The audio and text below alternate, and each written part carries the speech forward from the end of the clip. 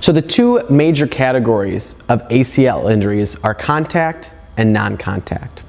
Contact being when a player, opponent, or force puts the knee in a certain position that ruptures the ACL. A non-contact injury would be when the athlete is cutting, moving, jumping, or running, and the knee gets in the same position and also ruptures the ACL, but is not caused by another opponent or player. All right, so we have two mechanisms of injury. Obviously, there's not a lot we can do about the contact injury. There is a little bit, and we'll talk about that in the next video about how to reduce the risk of injury, and that has to do with training. But let's take a look at non-contact injuries, the most common ways they happen, and then we can address how to best address those. First way, lateral cut. So the player usually takes a step. When that happens, the knee goes inside, collapses, turns inward. If you look at the leg, it twists in, the knee collapses, the leg collapses. That push puts a lot of force and stress on that ligament. I bet Ryan is hurting right now just demonstrating that. This does not feel good. When you do that at fast pace, fast speed, planting, and you try to come back from it, that quick shear usually forces the ACL to tear. So that's way number one. Way number two, the jump.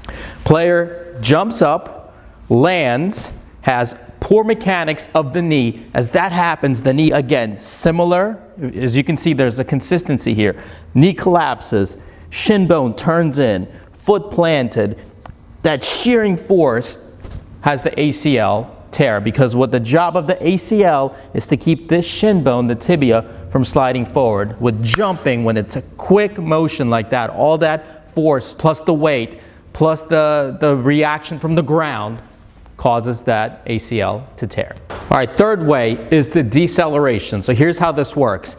Player is running and all of a sudden they quickly stop. As they stop, all the momentum goes from going forward to all of a sudden stopping. The leg goes forward, drops in, collapses, so does the player. Same mechanism, knee turns in, collapses in, the shin bone, the tibia, turns a little bit, and that puts a lot of stress on the ACL, and the tear happens. So those are three common mechanisms that we see: the lateral shift and pivot, the jumping and landing, and then the deceleration.